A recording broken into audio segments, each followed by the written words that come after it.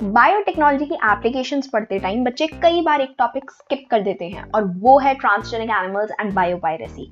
लेकिन ये एक नीट के लिए हाई प्रोबेबिलिटी टॉपिक है, तो इस वीडियो को एंड तक जरूर देखना ताकि आप आज ये एनसीईआरटी के अकॉर्डिंग समझ पाओ कि ट्रांसजेनिक एनिमल्स क्या होते हैं, उनके uses in vaccine safety, research, disease models और protein production, along with biopiracy की कैसे कंपनीज डेवलपिंग कंट्रीज के बायोलॉजिकल रिसोर्सेज को अनफेयर यूज करती है और कैसे इस इशू को एड्रेस करने के लिए इंडिया ने बनाए हैं लॉज। तो चलो शुरू करते हैं और समझते हैं ट्रांसजेनिक एनिमल्स और बायोपायरेसी के बीच का सच, ताकि आप कॉन्सेप्ट भी समझो और एथिक्स भी।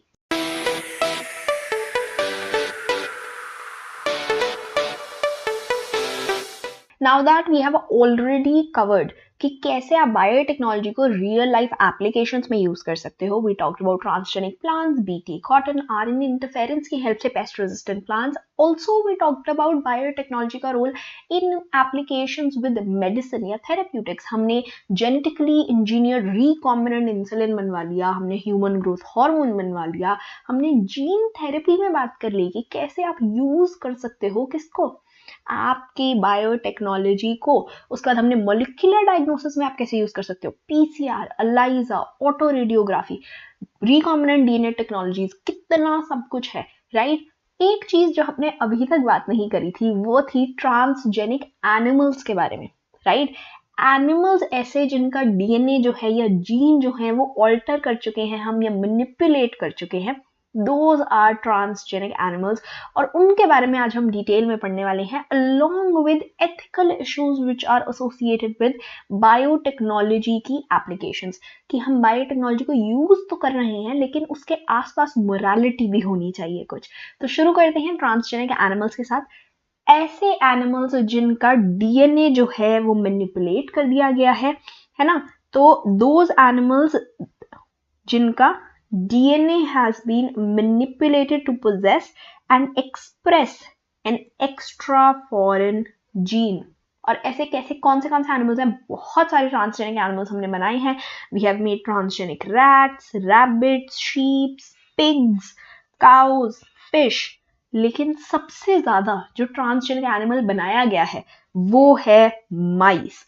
माइस जो है वो लैबोरेटरीज में बहुत हाई नंबर में यूज किए जाते हैं। They are great transgenic models to study diseases, to study developmental roles of different hormones, different enzymes. बहुत सारी चीजों में माइस को जरूर यूज किया जाता है। सो more than 95% of all existing transgenic animals are what?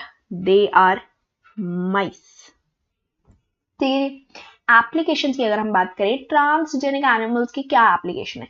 सबसे पहली बात तो आपको नॉर्मल फिजियोलॉजी या डेवलपमेंट जो पढ़नी है, ठीक है, तो वो पढ़ने में बहुत ज्यादा काम आता है आपके ट्रांसजेनिक एनिमल्स। आप जीन्स कैसे रेगुलेट कर रहे हैं, है ना, जीन रेगुलेशन कैसे हो रही है, कैसे जीन्स नॉर्मल फंक्शनिंग को अफेक्ट करते हैं या उसकी डेवलपमेंट को अफेक्ट करते हैं, है ना। Study of complex factors involved in growth such as insulin like growth factors.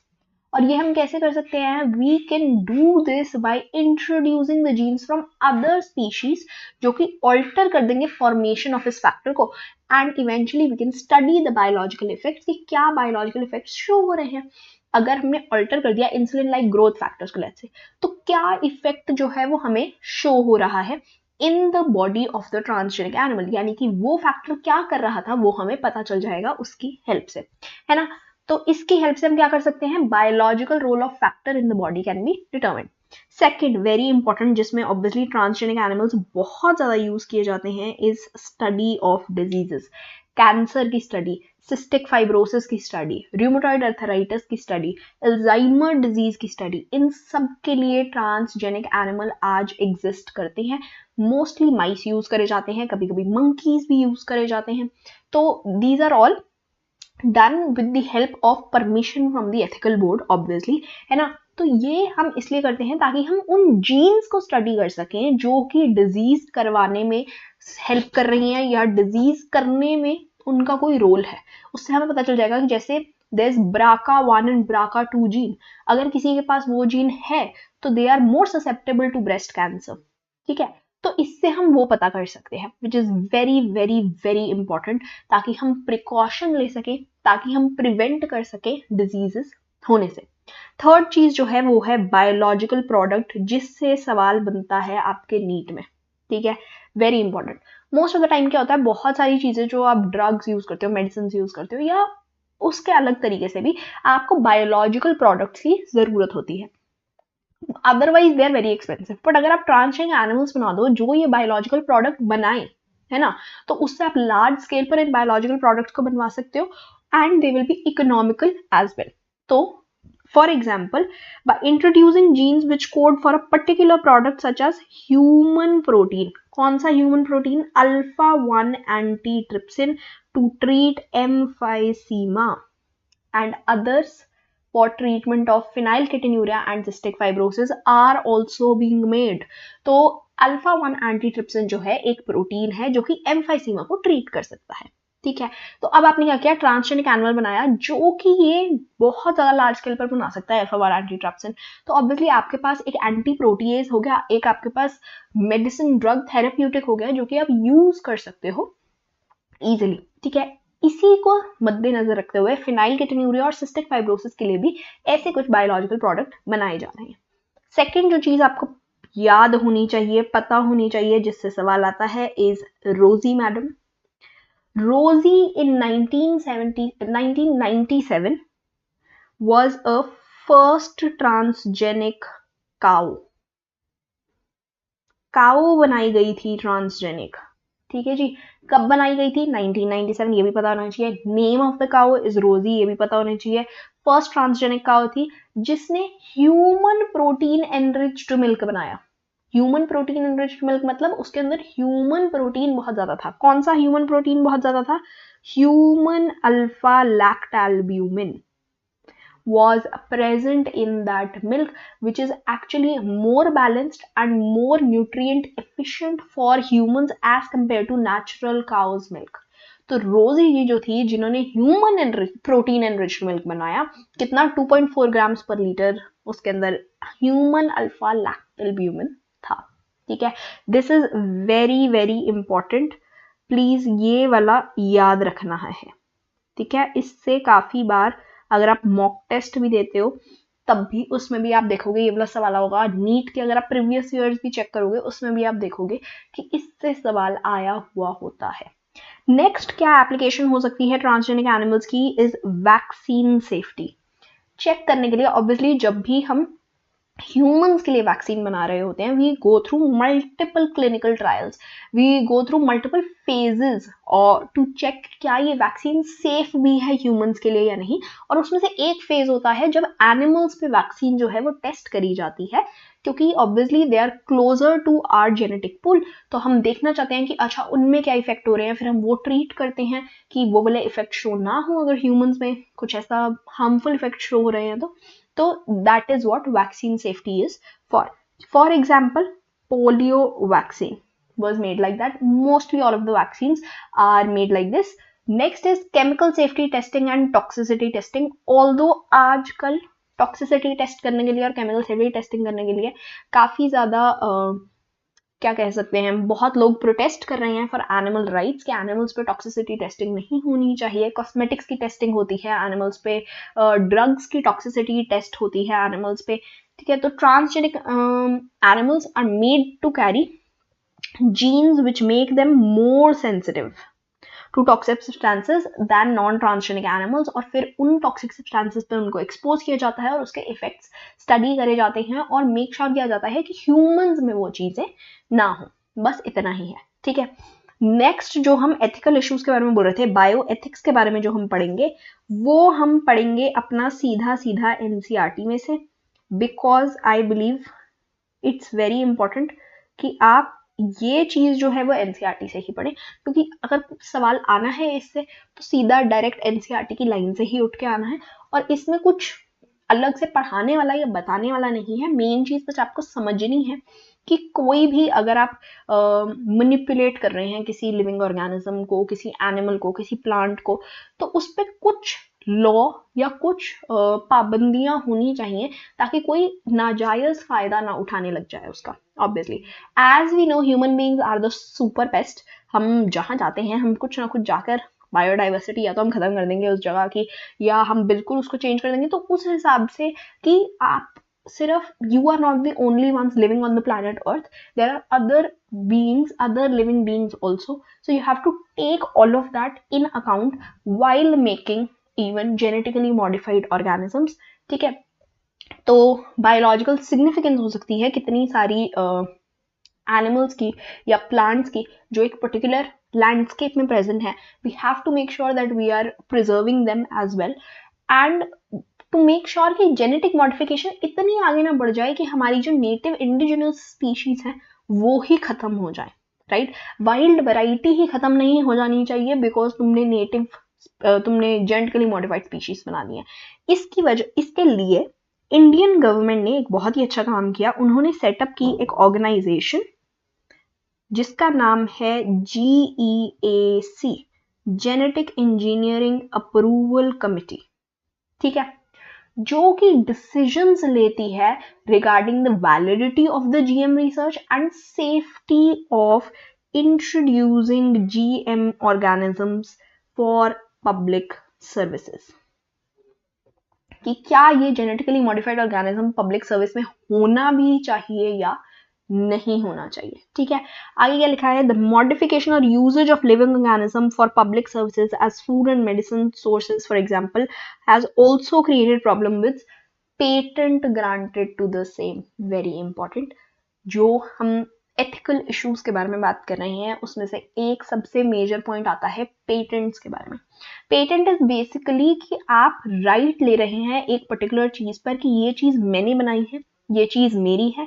अगर किसी को भी ये चीज यूज करनी है दुनिया में तो उनको, या देश में, तो उनको मुझे कुछ कंपनसेशन देनी पड़ेगी बिकॉज ये चीज मेरी है। ठीक है, तो अगर आपको पेटेंट इशू कर दिया जाता है चीजों का तो मोटा मोटा ये बात होती है। ठीक है, because there have been so many different genetically modified organisms, हमने ये भी देखा है कि कई बार काफी बड़ी बड़ी कंपनियां जो हैं वो पेटेंट लेने की कोशिश करती हैं ऐसी चीजों के लिए जो कि बरसों से एग्जिस्ट कर रही है। मे भी उनके कंट्री में, उनके नेशन में नहीं कर रही होगी, पर बाकी जगह पर काफी टाइम से इट इज ऑलरेडी एग्जिस्टिंग। ठीक है, प्लांट्स हो सकते हैं, जेनेटिक मटेरियल्स हो सकते हैं, या बायोलॉजिकल रिसोर्सेज जो कि मतलब बरसों से आप आइडेंटिफाई कर चुके हो, आप उनको यूज कर रहे हो। Indigenous people, native people, tribal people are using them from generations, from thousands of years, but because आपकी कंट्री में वो नहीं था और आपने बोला कि अरे वाह ये तो हमारी बनाई हुई चीज है, हमें पेटेंट मिल जाना चाहिए इसका और हमें इसका पूरा क्रेडिट मिलना चाहिए, तो दैट इज नॉट ओके।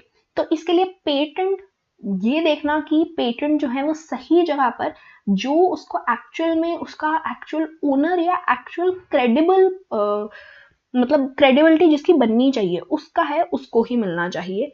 तो उसके लिए हमें ये मेक श्योर करना पड़ेगा कि हम जो भी हम चीज का पेटेंट ले रहे हैं वो हम उसी क्रेडिबल ओनर को दें जो एक्चुअल में, जो उसको एक्चुअल में यूज कर रहे हैं। फॉर एग्जाम्पल राइस, आप देखोगे एशिया में एग्रीकल्चरल हिस्ट्री में rice has been used for thousand of years. कभी अपनी पूर्वजों के पूर्वज भी देख लो, वो भी राइस खा रहे थे। ठीक है, अगर आप एशिया में देखोगे तो देयर आर अराउंड, एशिया में छोड़ो, इंडिया में देयर आर अराउंड 2 लाख या 200,000 वैरायटीज ऑफ राइस, सिर्फ इंडिया में।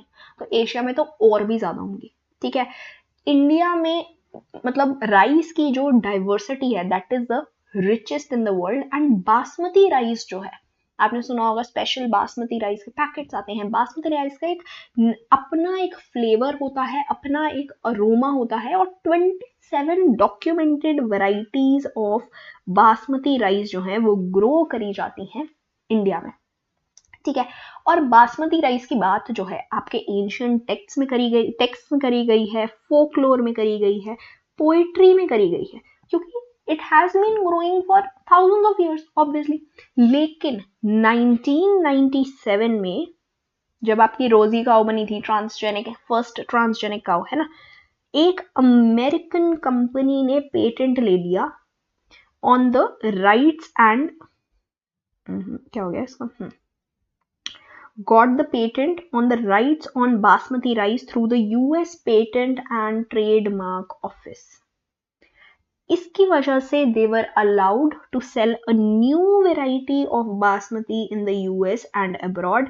और ये न्यू वैरायटी कैसे बनाई थी उन्होंने, हमारा ही इंडिया का बासमती राइस को उन्होंने सेमी ड्वार्फ वैरायटी से क्या करा दिया था, हाइब्रिडाइज, और उन्होंने क्लेम कर दिया कि भैया ये तो एक नया इन्वेंशन है. They crossed semi-dwarf varieties with Indian basmati rice, और उन्होंने बोला ये तो एक नया इन्वेंशन है, नोवेल्टी है, तो हमने बनाया है ये नई चीज, जबकि हमारे देश में से हजारों सालों से बासमती राइस एग्जिस्ट कर रहा है. ठीक है, और ये पेटेंट उन्होंने they even extended it to functional equivalence, implying that other people selling basmati rice could be restricted by the patent. यानी कि और कोई बासमती राइस सेल नहीं करेगा, हमारा है बासमती राइस, कुछ भी, मतलब कुछ भी करेंगे हम, वो वाली बात है ये.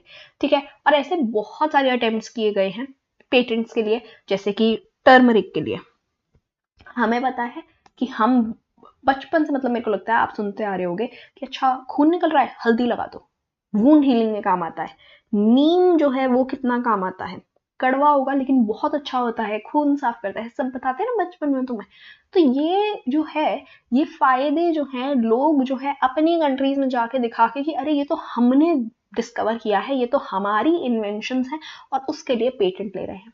तो ये बहुत ज़रूरी है कि हम विजिलेंट रहें, हम ये ध्यान रखें कि हमारी चीज़ों का, या देश में क्या दुनिया में कोई भी जो इंडिजिनस नेटिव प्लेसेस की चीज़ें हैं वो यूज़ करके कोई डेवलप्ड नेशन या कोई बहुत अमीर जो देश अपने आप मानते हैं वो जो है उसका फ़ायदा ना उठा सकें. इसी को हम बोलते हैं biopiracy. It is the term used to refer the use of bioresources by multinational companies and other organizations without proper authorization from the countries and people concerned without compensatory payment. यानी कि आप चुरा रहे हो किसी की कोई चीज और फिर आप उसको अपना बता रहे हो विदाउट गिविंग मॉनेटरी कंपनसेशन, यानी कि बिना पैसे दिए, बिना कंपनसेट किए to the actual credible owners of that thing. ठीक है, तो जितने भी अगर आप देखोगे दुनिया में देश हैं जो कि बहुत रिच है, इंडस्ट्रियली रिच है, उनके पास बायोडाइवर्सिटी बहुत कम है. ठीक है, लेकिन अगर आप डेवलपिंग या अंडर डेवलप्ड नेशंस देखोगे तो they have much much much diverse biodiversity and they have traditional knowledge of these bio resources जो कि एक्सप्लॉइट करी जाती है आजकल के देश में और जो कि नहीं होने देनी चाहिए. ठीक है, इस बात की रियलाइजेशन काफी टाइम से हो रही है ताकि इनजस्टिस ना हो, इनएडिक्वेट compensation and benefit sharing between developed and developing countries होनी चाहिए. ठीक है, तो therefore some nations are developing laws to prevent such unauthorized exploitation, और इंडियन पार्लियामेंट ने भी बिल्कुल इसके लिए लॉज बनाए हैं. और ये लॉज जो हैं वो कहते हैं Indian parliament has recently cleared the second amendment of the Indian patents bill that takes such issues into consideration, including the patent terms, emergency provisions, and research and developmental initiative. बस इतना ही है. अगर आपको ये वीडियो पसंद आई हो तो आपको पता है क्या करना है. You have to go like this video, share it with your friends and subscribe to the channel, ताकि इसी तरीके से आपकी नीट की तैयारी चलती रहे एंड आपके बोर्ड की एग्जाम्स की भी तैयारी, because these notes are going to be very very useful for you in your board exams as well. So make sure कि आप सब्सक्राइब जरूर करें and you stay tuned to this series of making sure कि आप 100% अपनी पूरी 12th cover कर रहे हैं और अपनी पूरी 11th भी कवर कर रहे हैं for the NEET exam. Next video में हम बात करेंगे टिश्यू कल्चर के बारे में, जो कि हम पहले बायोटेक्नोलॉजी में नहीं पढ़ते थे. बॉटनी वाले टीचर्स नॉर्मली वो पढ़ाया करते थे अलग से, लेकिन अब हमने बायोटेक्नोलॉजी में ही टिश्यू कल्चर डाल दिया है, तो अब हम टिश्यू कल्चर पढ़ेंगे नेक्स्ट वीडियो में. एंड वी लर्न अबाउट कि कैसे टिश्यूज को एक या सेल्स को एक मीडियम पर ग्रो किया जाता है और उसके क्या क्या फायदे हैं. मिलते हैं अगली वीडियो में. Goodbye everyone, have a great day.